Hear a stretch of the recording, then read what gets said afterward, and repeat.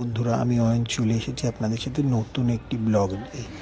এই মুহূর্তে আমরা চলে এসেছি কাঁচরাপাড়া, কল্যাণী, গয়েশপুর অঞ্চলের বিভিন্ন সুন্দর সুন্দর ঝুলন উৎসব এবং মেলা নিয়ে। এই মুহূর্তে আমরা যে মেলাটি দেখছি সেটি হচ্ছে কাঁচরাপাড়া অঞ্চলে অবস্থিত ধানকল মাঠে ঝুলন মেলা।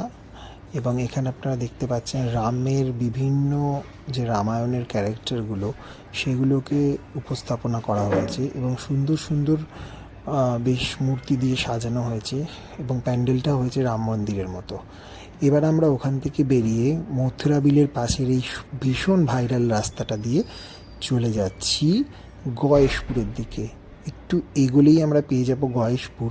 বেশ সুন্দর রাস্তা, দেখতেই পাচ্ছেন পাশে বিল এবং ওপর দিয়ে যে হাইওয়েটা গেছে সেটা গিয়ে সোজা নিচেতে NH-34-এ।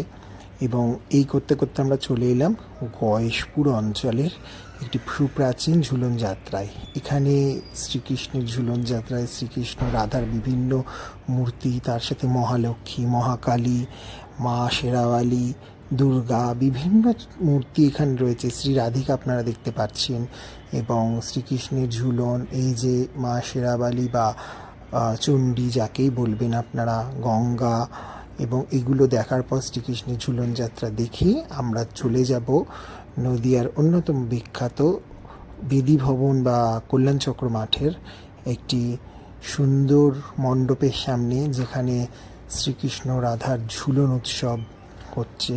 এবং আমরা এখান থেকে বেরিয়েই আমরা দেখতে পারবো এক পাশে মেলা এবং এক পাশে এই উৎসবটা হচ্ছে। এখানে দেখতে পাচ্ছেন আপনারা যে ঠাকুর এখানে দোল খাটছেন এবং যে আমাদের বিদ্যাসাগর মহাশয়, রবীন্দ্রনাথ, স্বামী বিবেকানন্দ, রাজা রামমোহন রায় সবার মূর্তি দিয়ে সুন্দর করে সাজানো হয়েছে এবং বেশ সুন্দর লাগছে।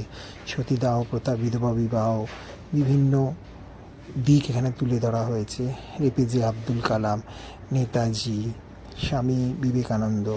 এরপরে আমরা চলে যাব মেলার দিকে। ওখানে মেলায় যে সব থেকে বিখ্যাত জিনিস জিলিপি, গজা, এগুলো বিক্রি হচ্ছে এবং এগুলো খাওয়ার জন্য বেশ মনোতলাই হচ্ছে।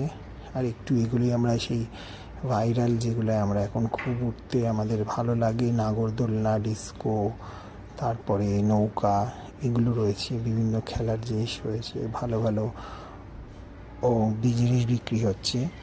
তো এগুলো দেখতে দেখতে